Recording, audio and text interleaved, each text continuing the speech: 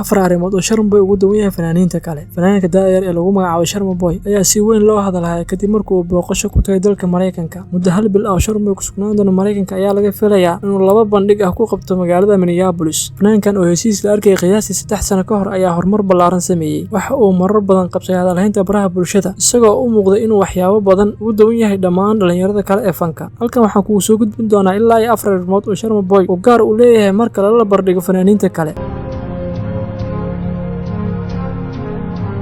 Sharma Boy ma aha fanaankii ugu horeeyay ee Soomaali ah ee qaada heesaha caanka ah ee loo yaqaan raabka, balse waxa cad in muusikiisu uu ku saleysan yahay heesaha noocaas ah. Muddo aad u gaaban gudahood ayuu ku soo shacbaxay Sharma Boy. noloshii hore way ka duwan tahay tan maanta. Adduunkii hore wuu ka duwan yahay adduunka hadda aan ku noolnahay. Dalkeenna wuu ka duwan yahay siduu hore ahaan jiray, walow uu hadda soo kabasho ballaaran uu ku jiro. Sidaas awgeed wax waliba sida isu bedelaan ayuu fankan isu bedelay. Waa fikirka Sharma Boy ugu duwan yahay dhammaan fanaaniinta kale oo badankood isku dhex lifaaqay heesahooda. Dhalinyarada kale ee fanka ku jira qaarkood waxay xitaa raacaan heesihii fanaaniintii hore ay dib ugu soo luqeeyaan heesaha isdaba joog ah. Mid ka mid ah sababaha dad badan ay ugu xiran yihiin fanaanka Sharma Boy waxaa lagu tilmaamaa heesaha uu soo qaado oo aad moodo inay isdaba joog yihiin. In muddo dhowrka isbuuc hal mar waxaa soo ifbaxa heeso cusub oo uu soo qaaday Sharma Boy, taasi oo loo sabaynayo sida ay u sahlan yihiin noocyada heesihiisa uu xisho. Waxa uu mar waliba heesihiisa saldhig u dhigay eray suuqeed iyo hadalhaynta dhalinyarada ee markaasi taagan. Sidoo kale dhawaan ayuu Sharma Boy baraha bulshada ku sheegay in uu mar uu la joogo dhalinyaro ajnabi ah in ay ku xujeysteen inuu la qaado raab, balse ay kadis ku noqotay.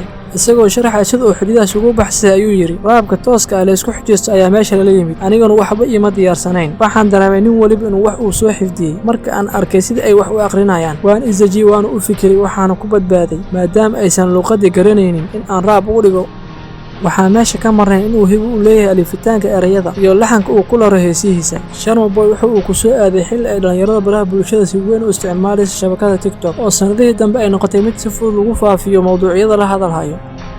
abaalmarin caalami ah si ka duwan fanaaniinta Soomaaliya, Sharma Boy waxa uu isaga muddo gaaban oo fanka ku jiray ayaa ku guuleystay abaalmarinta caalamiga ah. Sanadkii 2021 ayuu hantay abaalmarinta xidigaha fanka ee lagu magacaabo African Entertainment Awards. Dad badan ayuu ugu yaabsaday Sharma inuu abaalmarintaas ku guuleystay isagoo ku sugan Soomaaliya, halka fanaaniinta kale la tartamay ay qaarkood ay ku noolaan dalka Mareykanka.